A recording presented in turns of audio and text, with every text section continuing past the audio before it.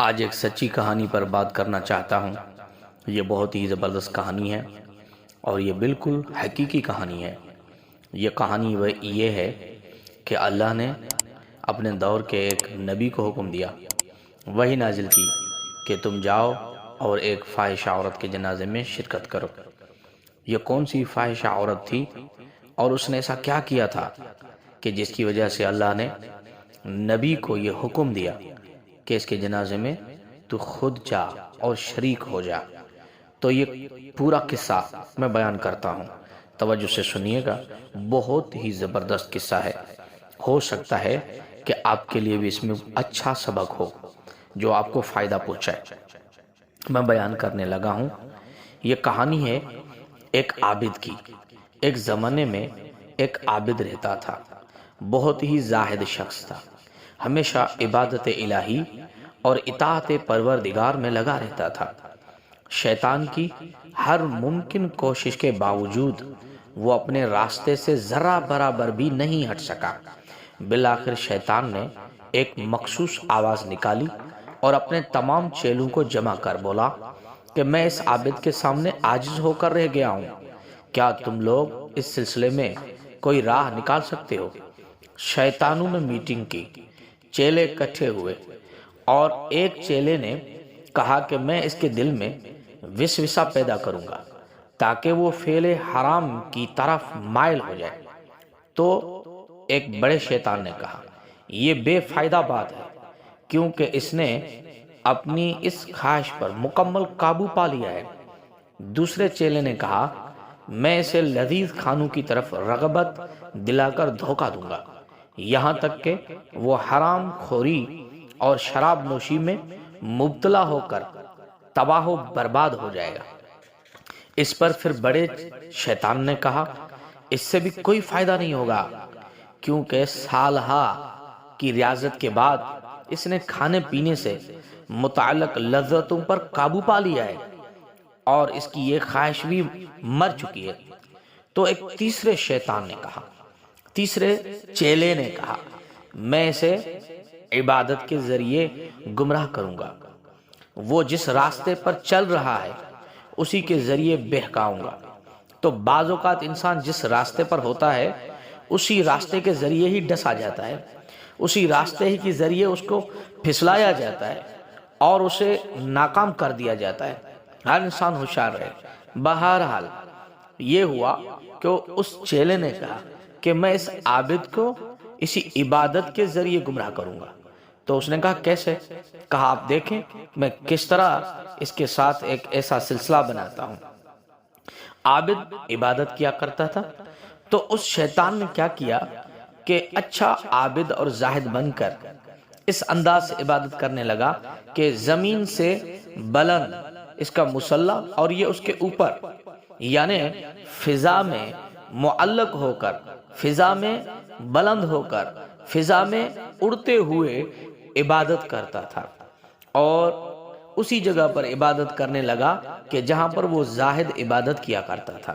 اب اس عابد نے آ کر دیکھا کہ مجھ سے پہلے یہ کون ہے جو زمین سے بلند فضا میں موجود اور پھر عبادت کر رہا ہے؟ تو اس نے پوچھا کہ کون ہو؟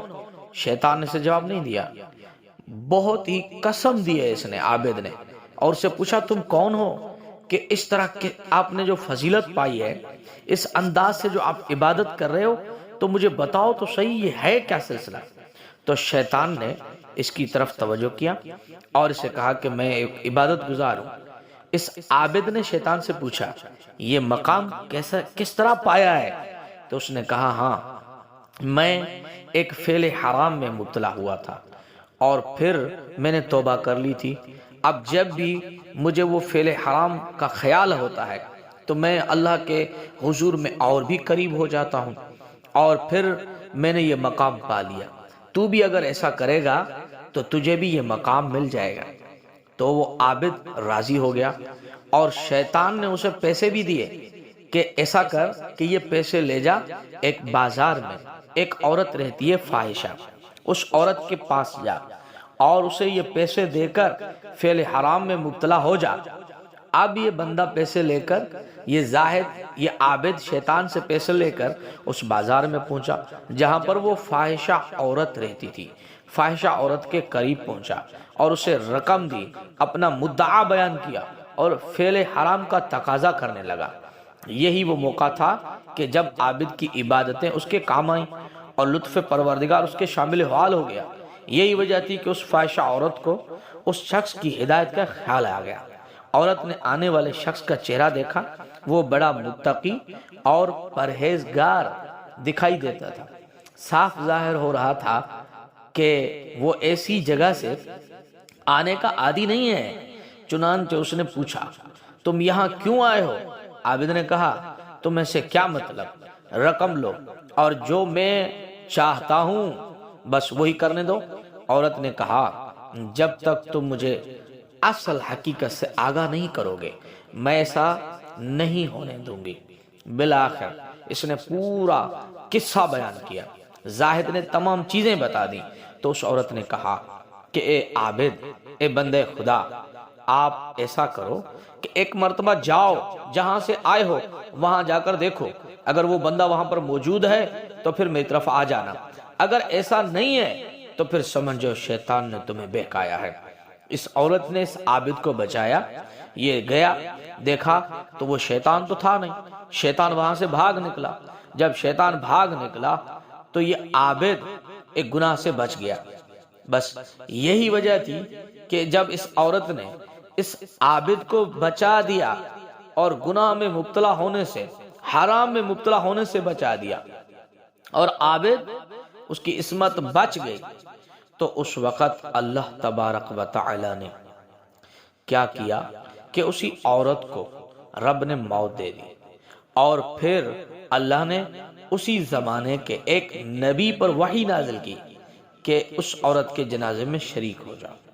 اس نبی نے خدا بند عالم کی بارگاہ میں عرض کی، پروردگار وہ تو ایک بدنام فاحشہ تھی، وہی نازل ہوئی کیونکہ اس عورت نے ہمارے اس بندے کو جو سیدھے راستے سے بھٹک گیا تھا دوبارہ ہماری طرف لوٹا دیا ہے، اور اس طرح یہ عورت ہمارے بندے کی نجات کا سبب بنی ہے، لہذا ہم نے اسے بھی نجات عطا کر دی، تو اس کے جنازے میں جا، اب میں سے راضی ہوں۔